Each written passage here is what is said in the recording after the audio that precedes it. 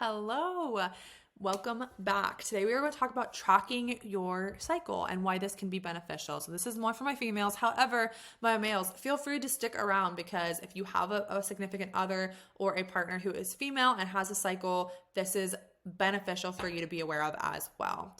So why would we track our cycles? Well, let's be honest, we do not get the best, most robust amount of information on how our reproductive health works through the school system. And so understanding what to expect and how fertility even works just empowers us more on this journey, not just for health, but also within our relationships. So tracking cycle can give you the opportunity to understand more of what's going on inside of you, how to prepare, how to support, and how it works. So when we're tracking our cycle, first and foremost, there are apps out there that you can absolutely use. If you want recommendations, comment below and we can send you some recommendations. You can also do this with pen and paper though. So I'm going to cover what we even want to track and why, and how this is going to give you the ability to better understand your body. So first, what we want to understand and track is how long are our cycles? How many days do they last? Are they lasting 26 days, 28 days? Are they very inconsistent going from 24 days to 40 days? Or are they pretty much dialed into a few days? The length of your cycle is from day one of menstruation to the last day to the next day of menstruation. Should be around 28 days, but there is a little bit of a wider window of what is considered regular. If you are somebody who has very inconsistent cycles, like I said, with a very wide range between 24 to 30 days to 45 days to 50 days, it's always switching up and it's kind of a guessing game for you. Take note of this for several months, and that way you can go to your provider, your doctor, whoever you're working with, and say, I've noticed that my cycles are very inconsistent. Can we dig into this more? The second thing you want to track when you're tracking your cycle is, what are my symptoms like? Am I experiencing big mood swings, fatigue, acne, really bad cramps, a really heavy flow, brain fog? Write down anything and everything you experience. Once again, this allows us to better understand what your hormonal landscape is as you're going through this. We really want to not just empower you with the knowledge of what your cycle is and how fertility works, but make sure that your quality of life is to the best that we can make it.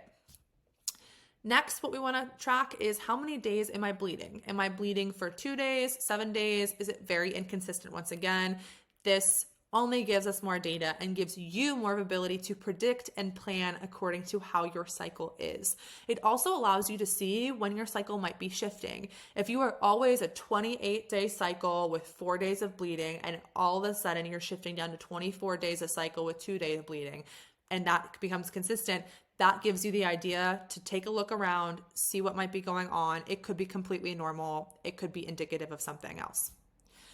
From there, it gets a little bit more in depth. There's something known as basal body temperature, which is typically tracked, especially if you have most of the apps, they'll send you a thermometer. We want to do under the tongue thermometer for this.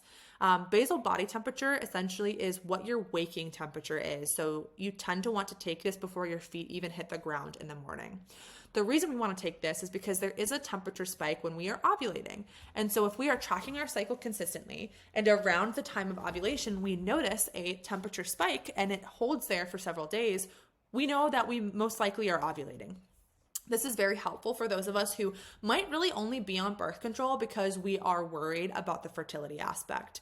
If we can better understand when we're fertile and when we're not, that allows you to be more in control and play more of a part in your own relationships, wellness, and health. There are other things you can track as well, such as cervical mucus, but I think that this is a really great starting point for you if you have not tracked your cycle in the past. If you have any questions about this, feel free to comment.